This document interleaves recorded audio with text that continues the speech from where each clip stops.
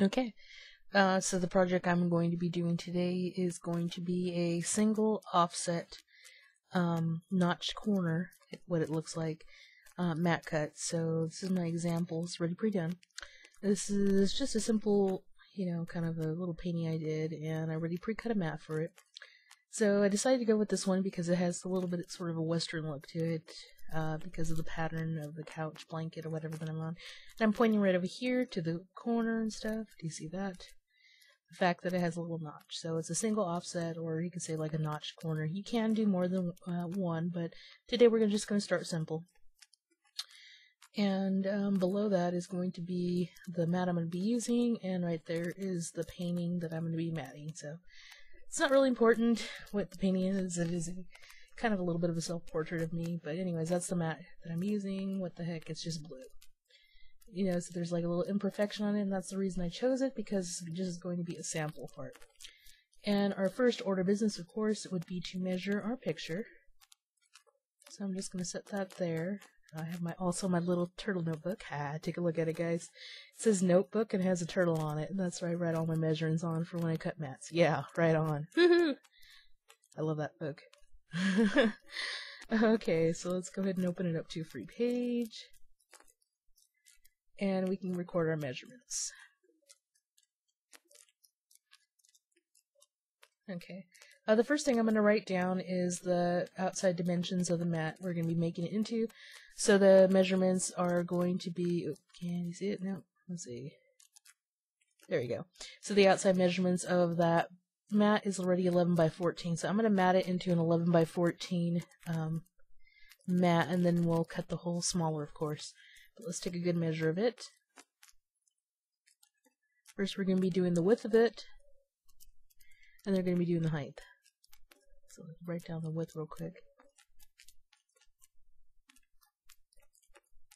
And let's get the height going on. Just turn that around. There we go, there. Okay, record our measurements again. Okay.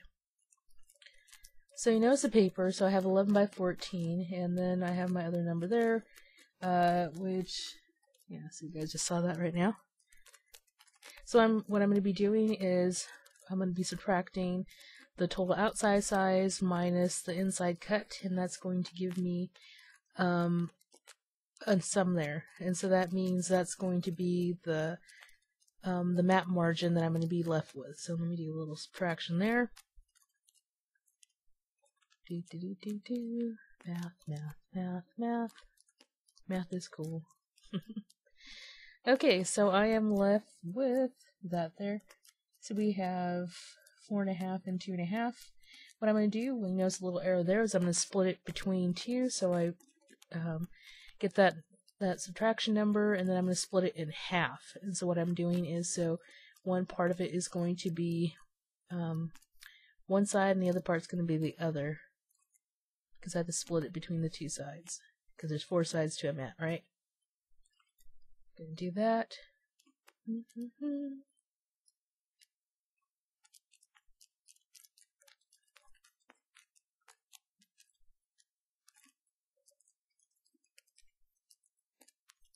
Okay, so we know we have to cut it there to that thing there.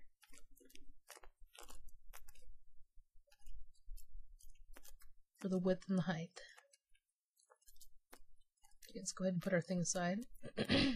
So this is what I'm not going to be using today. I also have a handheld cutter that is not part of a mat cutting system, but I'm not going to be using that today because it's a pain in the ass, and I don't feel like using my T-square. What I am going to do is to put aside my measuring tape and my mat for a second.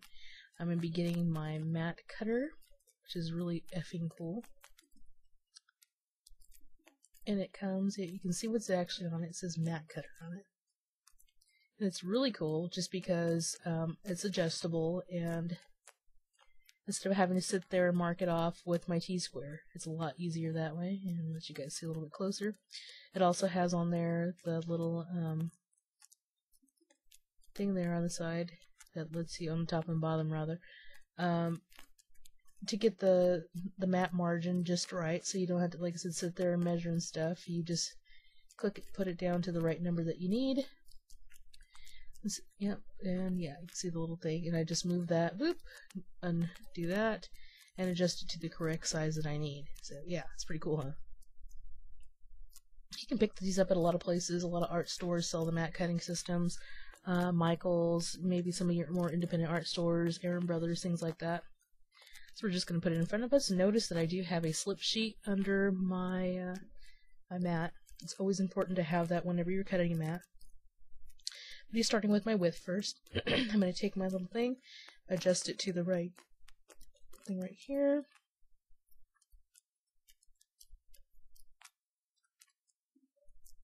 Okay, I'm going to just go ahead and screw that back in, make it nice and tight so it's not going to move on me. Adjust again my slip sheet underneath it, of course.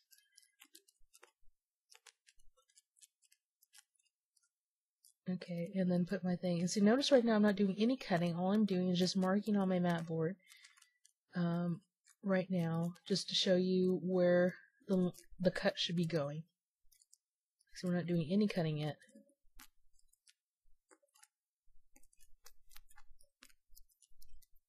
Okay, we're going to go ahead and readjust it for the other side. Be working on the height part right now.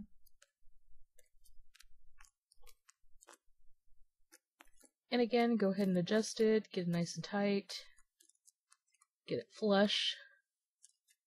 And we are just marking it again, no cutting yet.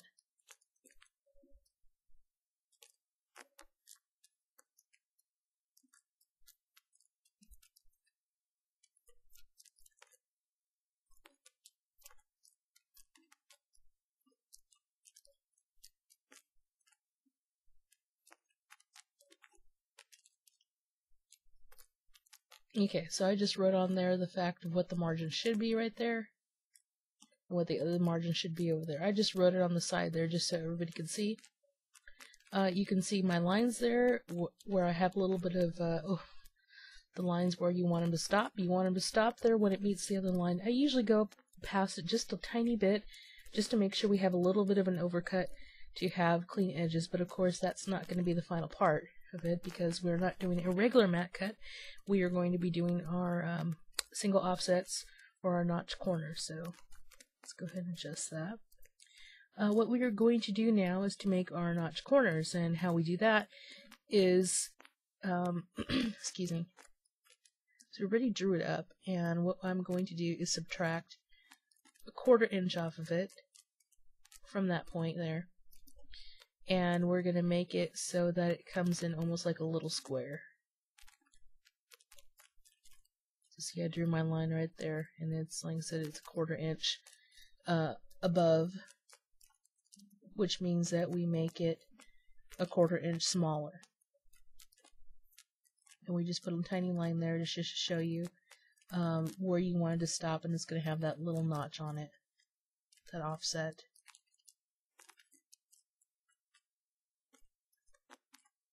Okay, readjust it for the other side.